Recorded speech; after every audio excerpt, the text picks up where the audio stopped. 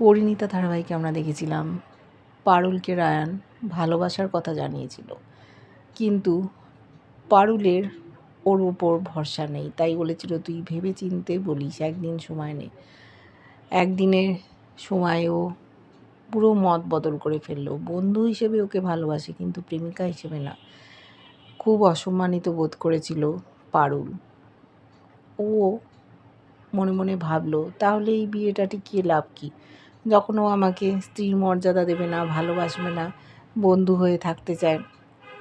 এদিকে ওকে বোঝাচ্ছে, অর্থাৎ রায়ানকে, ওর পরিবারের লোকেরা, তুই মিটিয়ে নে, পারুলকে ভালোবাসার কথা বল, কেন তুই এরকম করছিস। সেই সময় হঠাৎ চলে এসছে পারুল, বলছে রায়ান তোর সাথে আমি কথা বলতে চাই। তখন ওর দাদা ছিল, জামাইবাবু ছিল, বলছে তোমরা কথা বলো। পারুলকে ওর দাদা বলছে তুমি রায়ানকে ওর পছন্দের কিছু খাবার বানিয়ে দাও, দেখবে ও ঠিক তোমাকে ভালোবাসার কথা বলবে। কিন্তু ওদের ওখানে থাকাটা ঠিক নয় বলে ওদের জামাইবাবু সরে গেল। পারুল বলল, দেখ রায়ান, তুই তো আমাকে প্রেমিকার জায়গাটা দিবি না, বা স্ত্রী হিসেবে কোনো দিন মানবিও না। আমরা কিন্তু স্বামী স্ত্রী।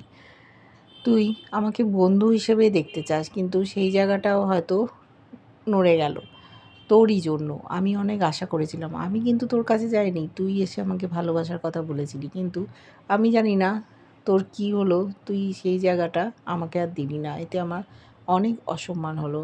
রায়ান বলছে, দেখ আমি বুঝতে পারছি তোকে আমি হার্ট করতে চাইনি, কিন্তু আমি অনেক ভেবে দেখলাম যে তোকে বন্ধু হিসেবেই আমি ভালোবাসি।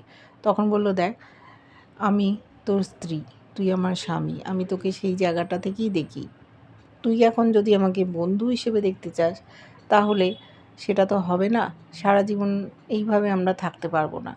তাই বরং আমরা বিয়েটা থেকে সরে দাঁড়াই, বিয়েটা ভেঙে দিই। রায়ান অবাক হয়ে যাচ্ছে, বলছে কী বলছিস, তুই ভেবে চিন্তে কথা বলছিস, তুই বুঝতে পারছিস বাড়িতে এই নিয়ে কত তুলকালাম কাণ্ড হবে। বলছে সেটা আমি সামলে নেবো, তুই শুধু আমার পাশে থাকিস।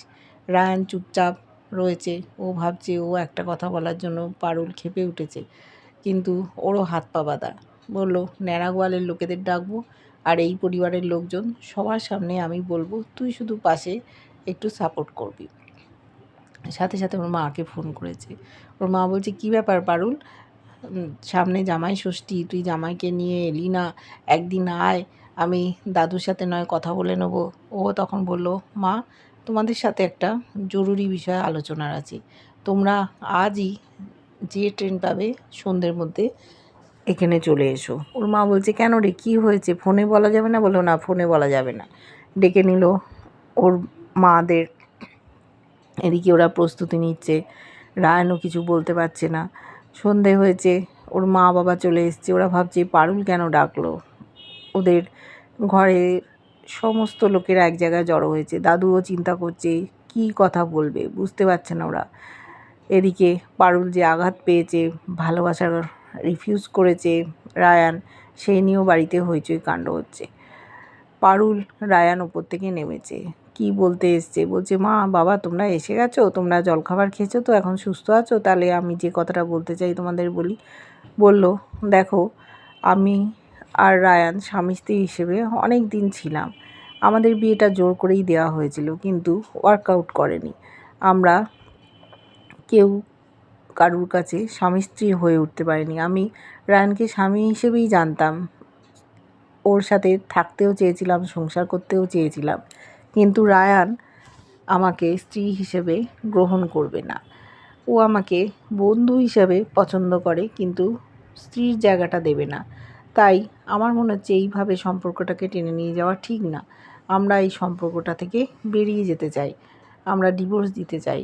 এই কথা শুনে বাড়িতে হইচই কাণ্ড, দাদু চিৎকার করছে। ওর মা বলছে, সে কী কথা, এ কী বলছিস, ভেবেচিন্তে কথা বল, এখানে দাদু আছে, যা খুশি বললেই হলো। খুব খুশি হয়েছে রায়ানের মা, সে তো আহ্লাদে আটখানা। বলছে ওরা যখন থাকতে চাইছে না, তাহলে কি দরকার জোর করে ধরে বেঁধে। দাদু চিৎকার করছে, তার ছেলেকে বলছে বড় বৌমাকে চুপ করতে বলো। বলছে তোদের এত সাহস হয় কি করে, যে তোরা একা একাই সিদ্ধান্ত নিয়ে নিলি, আমি যে বিয়েটা দিয়েছিলাম সেই বিয়েটা তোরা ভাঙতে চাইছিস। রায়ান চুপচাপ আছে।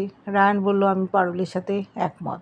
বলছে অমনি তোরা একমত হয়ে গেল, কেন তোরা এরকম করছিস? আমি তো তোদের দাঁড়িয়ে থেকে বিয়ে দিয়েছি, সময় দে, সব ঠিক হয়ে যাবে।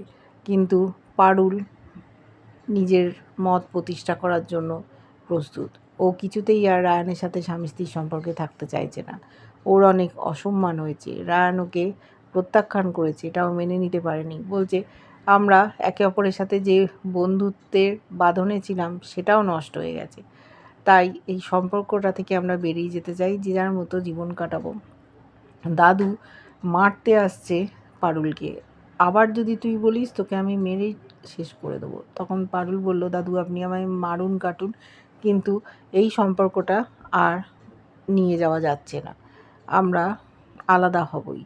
ঠাম্মি অস্থির হয়ে গেছে, বলছে পারুল দিদিভাই তুই কি বলছিস? আমি জানি রায়ান দাদুভাই তোকে বলেছে, তোর মনে কষ্ট হয়েছে, যার জন্য তুই এই সিদ্ধান্ত নিচ্ছিস, কিন্তু একটু সময় দে, সব ঠিক হয়ে যাবে, তুই চিন্তা করিস না। রায়ান দাদুভাই এরকম না, আস্তে আস্তে ও বুঝতে পারবে। তোকে যখন একবার ভালোবাসার কথা বলেছিল তখন দেখবি তোর কাছে ঠিক একদিন না একদিন আসবে। কিন্তু পারুল সেই সময়টা রায়ানকে আর দিতে চায় না। এই যে প্রত্যাখ্যান করেছে এটা ও মেনে নিতে পারেনি, সেই জন্য ওর এত খারাপ লাগছে। সেখানে কথা বলতে বলতে সবাই উত্তেজিত হয়ে গেছে। বাড়ির কেউ চায় না পারুল রায়ানের ছাড়াছাড়ি হোক।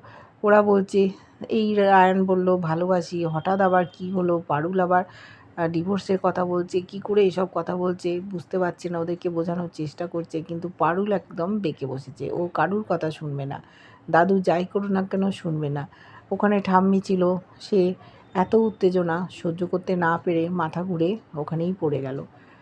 সাথে সাথে দাদু ছুটে গেছে, সকলে জল দিচ্ছে, জ্ঞান ফিরছে না। বড় ছেলে বলছে যে গাড়ি করে মাকে হাসপাতালে নিয়ে যাই, হঠাৎ কী হলো, বুকের মধ্যে হাত দিয়ে শুয়ে পড়েছে।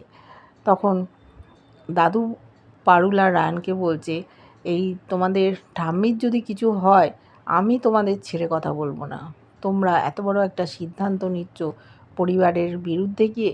তোমাদের এমনি এমনি আমি বিয়েটা দিয়েছিলাম, এই বিয়ে ভেঙে দেওয়ার জন্য? আমি একেবারে তোমাদের মজা দেখিয়ে ছাড়বো। পারুল রায়ান চুপচাপ তাকিয়ে আছে, বুঝতে পারছে না কি ভুল সিদ্ধান্ত নিল ওরা। ঠাম্মি অসুস্থ হয়ে পড়লো, পরিবারের লোকজন ছুটাছুটি করছে, এক্ষুনি গাড়ি ডেকে ঠাম্মিকে নিয়ে যেতে হবে হাসপাতালে। দাদু তখন চিৎকার করছে, নাড়ু গাড়িটা শিগগির বার কর।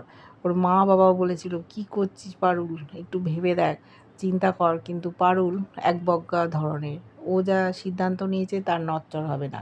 রায়ানও দেখলো যে বিয়েটা থেকে যদি মুক্তি পাওয়া যায় তাহলে ভালোই হয়, সেই জন্য ও রাজি হয়ে গেছে। এবার দেখব যে ঠাম্মির কী অবস্থা হয়, পারুল রায়ানের কি ডিভোর্স হয়ে যাবে, নাকি ওরা স্বামী স্ত্রী হিসেবেই সারা জীবন বসবাস করবে। কেমন লাগছে ধারাবাহিকটা জানিও, ভালো লাগলে লাইক কমেন্ট সাবস্ক্রাইব করে যারা ফেসবুক পেজ থেকে দেখছো ফলো করে সাথে থেকো।